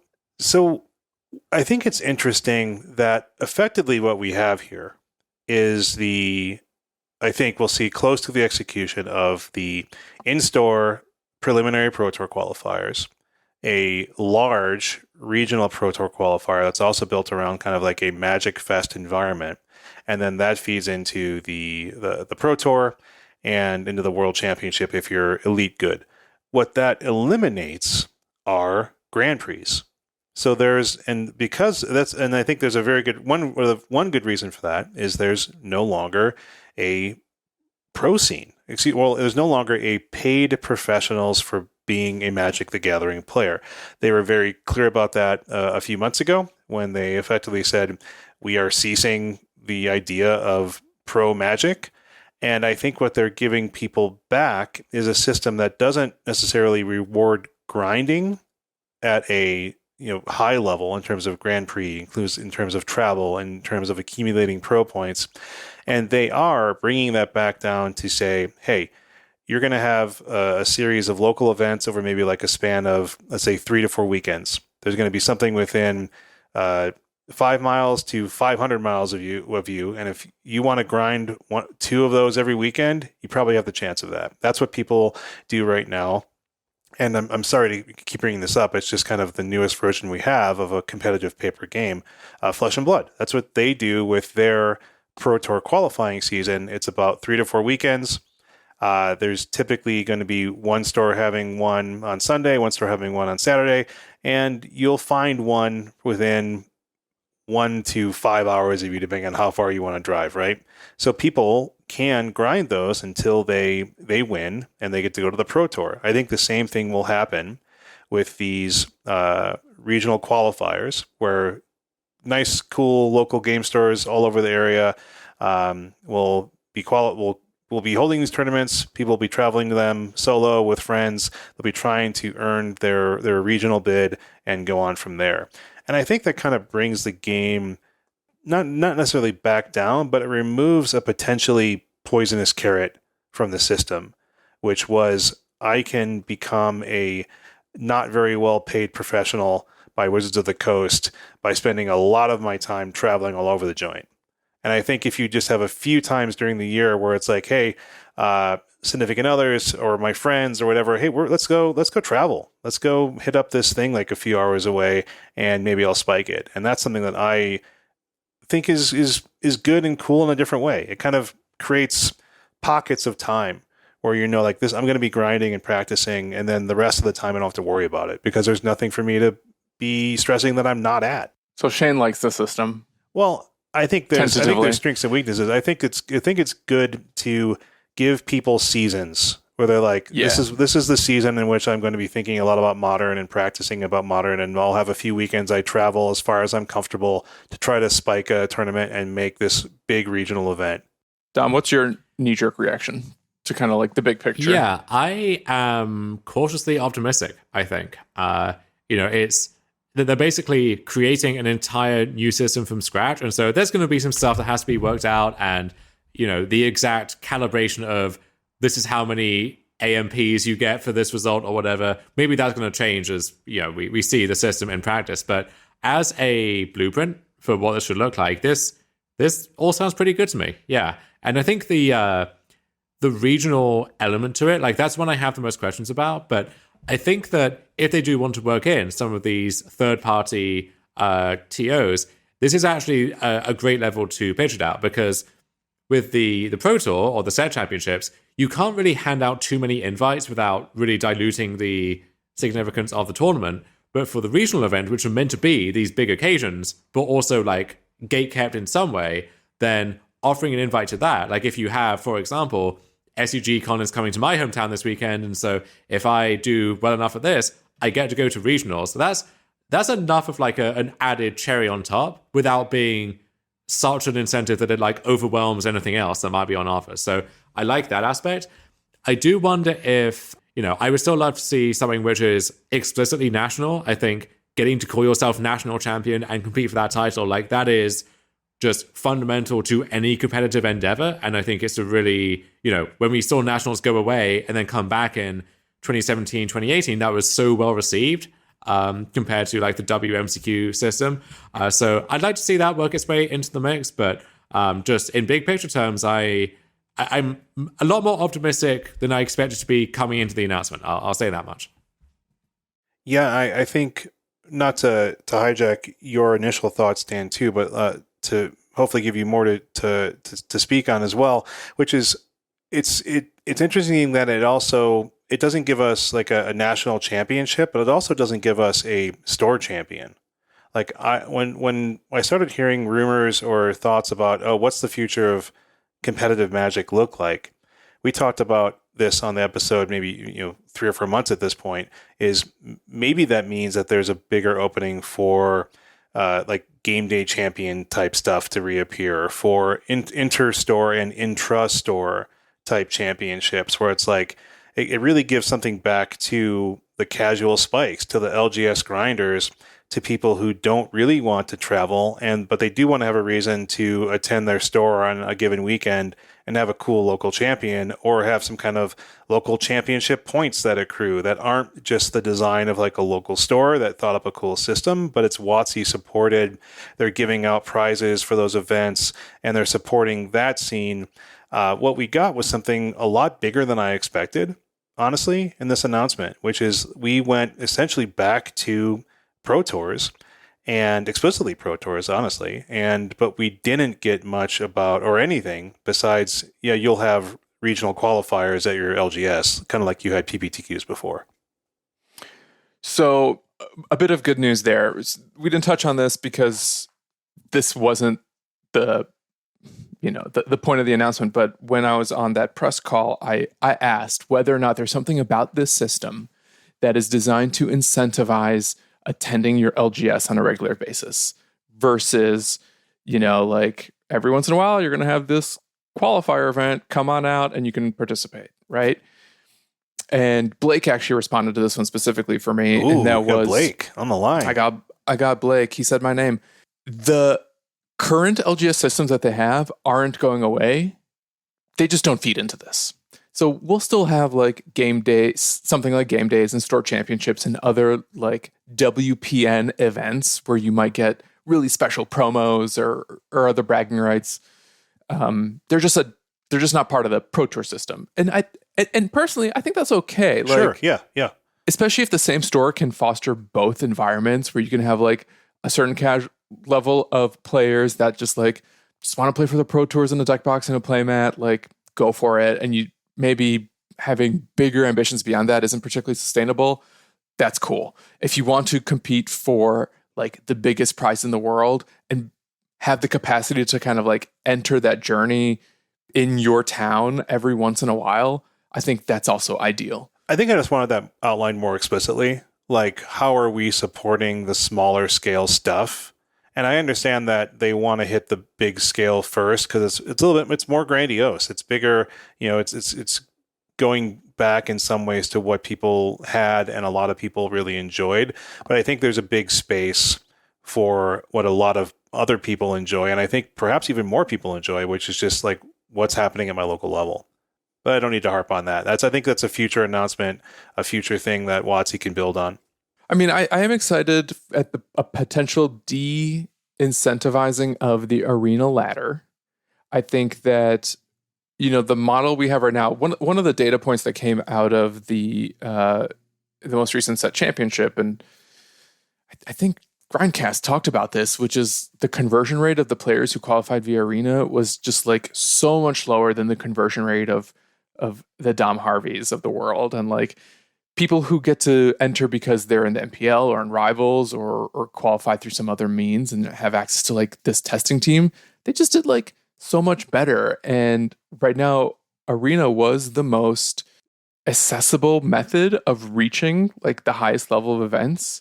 And having more of those, I think, is going to be super inclusive. And I think in general, Magic needs to be as inclusive as possible for every player type, whether it's the casual, the kitchen table casual, the people who just go to GPs to play in the commander section of the hall, or those of us who maybe have bigger ambitions and think we have a shot at the Pro Tour one day.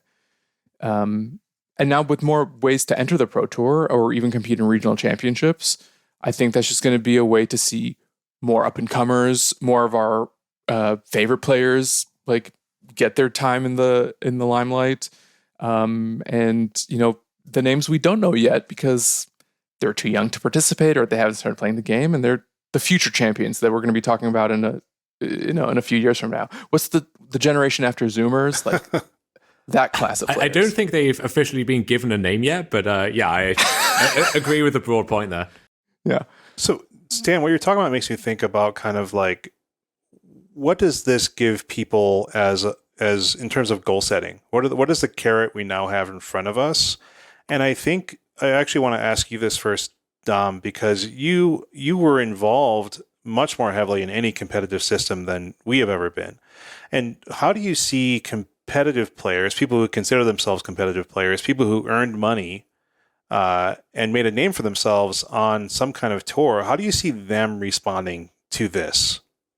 So it may be that there's not an explicit choice involved. They may get to dive into this system and try and chase the goals there. And just in general, I think just the idea of having something to work towards, whether it's a leaderboard or what have you, that is such an easy way. I don't know if there's some like primal part of your brain that's just wired to chase that stuff, but players love that. And it's an easy way to get their engagement kind of over the longer term. And so I think it's really good to have a system where you can dive into that fully to the extent that you want to, and then also supplement that with, I can hit up some SEGs, I can hit up, you know, local stuff, I can get my competitive fix how I want. And so, yeah, like the very small group of people who were jet setting around the world every weekend, like, the system is, they're going to have a different place in the system. Although I imagine they will be happier with this turn of events than they were with the past year or two. And honestly, that lifestyle I don't think was sustainable of, you know, needing people to devote themselves to this so fully.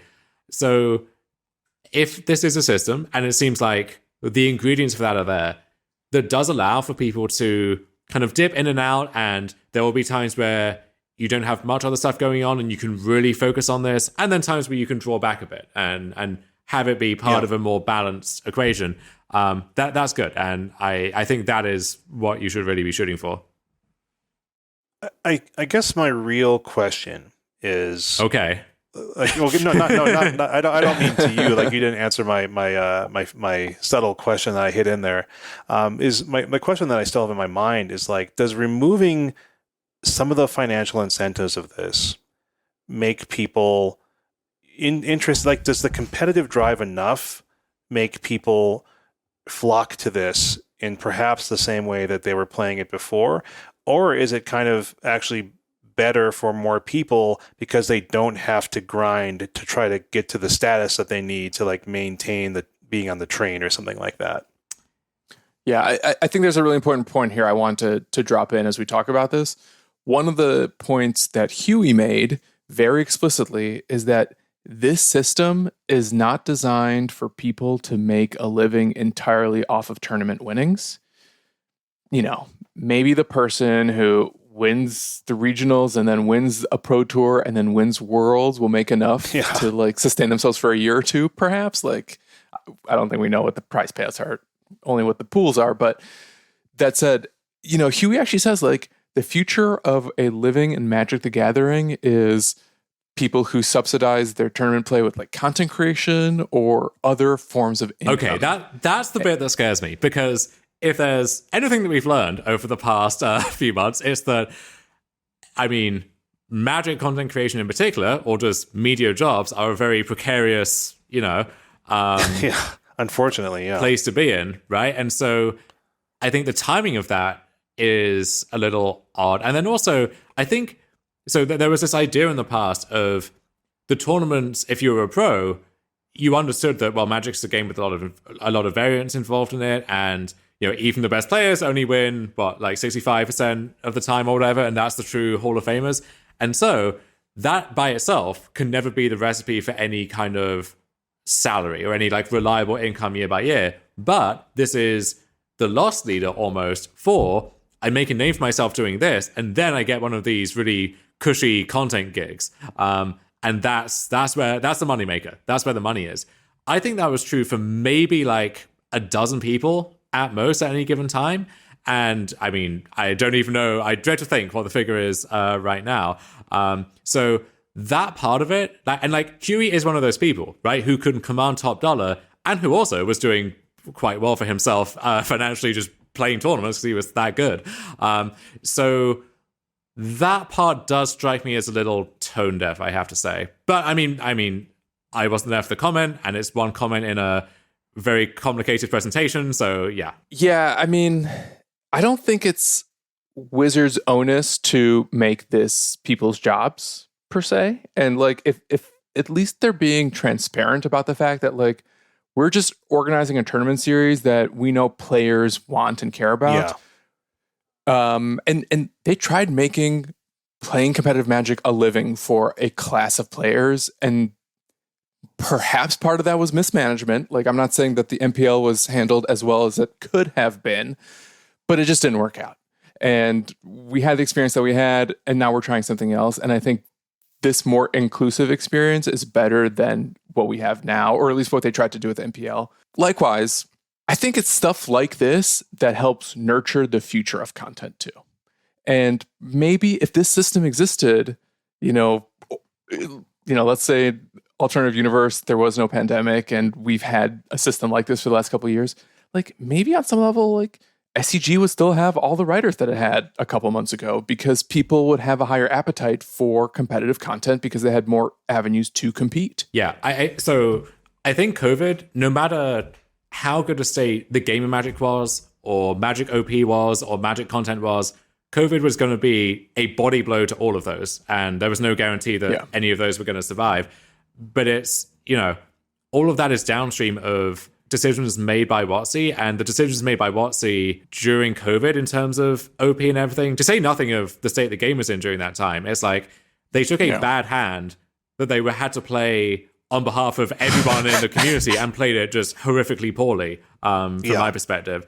So it looks like this is a change in direction and, maybe a new dawn. So, yeah. But Dom, they made so much money. Oh, good. I'm so glad. How bad could it have been? I'm glad that Chris Cox or whoever just gets to fail upwards into ever more senior positions, raking in, 7 or 8 digits a year.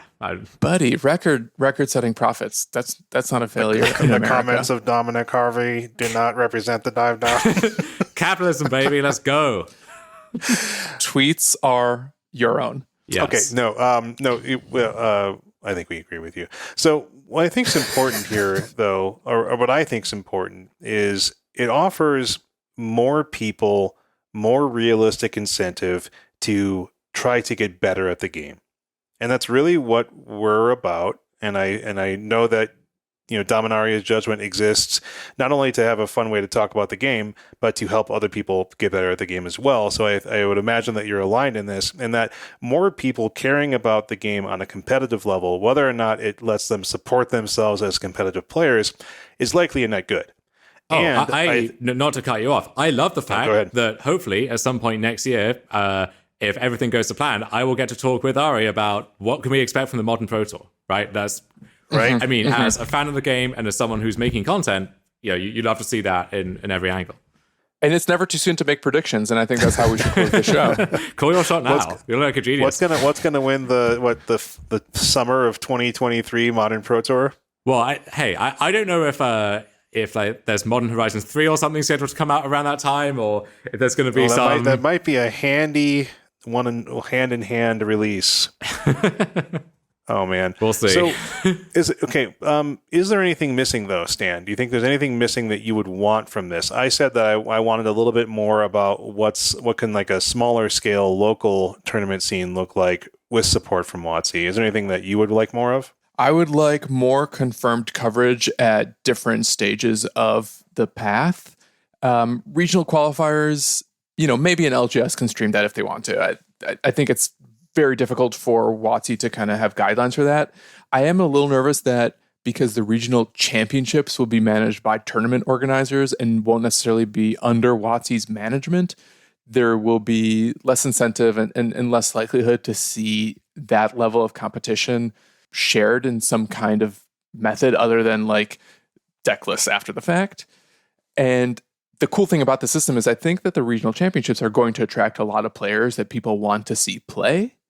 And if we don't get, it's a resource, it's also entertainment, but if we don't get some amount of that and really ultimately if tournament organizers don't feel the need to like pay for that because WotC isn't going to fund it for them, then I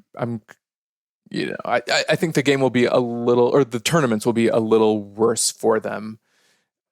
Just because having coverage adds some amount of prestige to stuff like this, and I think may be a good incentivizer for people to actually come out and test their mettle. How about you, Dom? Is there anything that was missing from this, or you wish we had more information about, or just kind of structurally not there? I think I kind of mentioned all of it.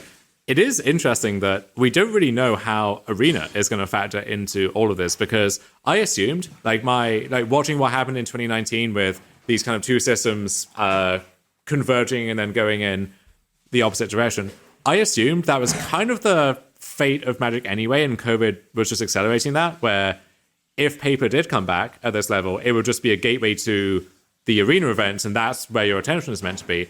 And now it seems like it's almost the opposite. So we don't know if the set championship model, is that going to survive in some form? Will there be high-stakes Arena events? Because right now, honestly, there is not that much reason to care about Arena from a competitive standpoint, unless you want to play in the big Arena tournaments. And if those go away, then is there any reason at all? We just don't know yet.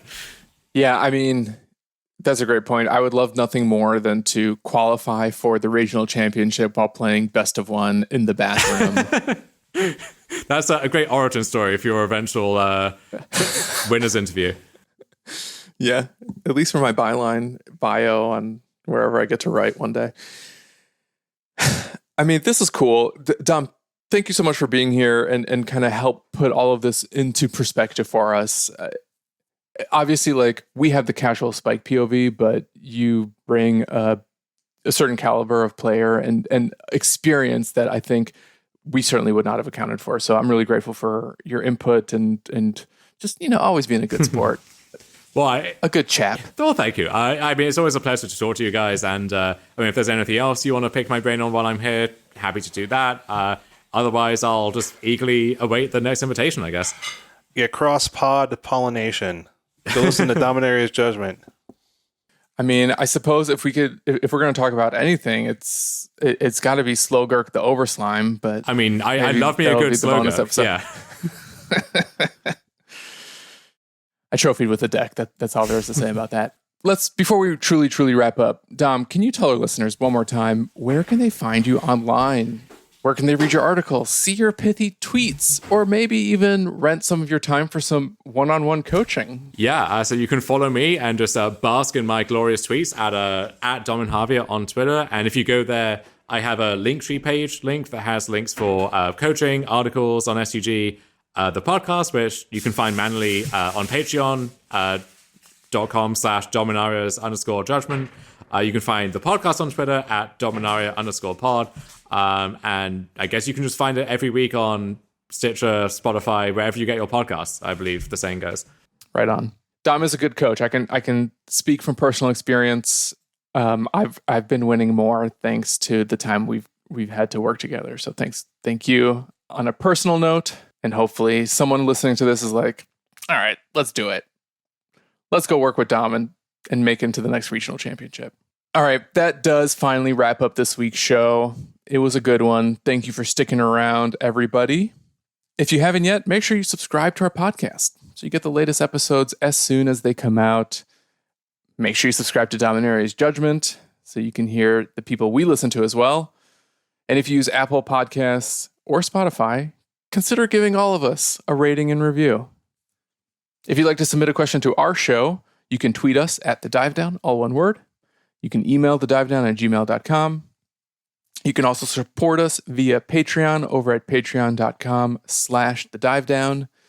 You can also support us while renting Magic Online cards over at manatraders.com. If you use promo code thedivedown2022, all one word, you'll get 15% off your first 2 months of renting Magic Online cards. You can also use that same promo code over at Barrister and Man for some soaps or other grooming products. Smell better when you shave with Barrister and Man. Stan, I got back from my vacation, and the first thing I did was take a shower and shave with Barrister and Man products. I can't take that big old tub of soap with me. It was. I know it's hard to travel with shaving soap, but some of us look good with the 5 o'clock shadow. As always, special thanks to the bands Nowhere and Spaceblood for letting us use their music. And until next week, get out there and play the Pro Tour.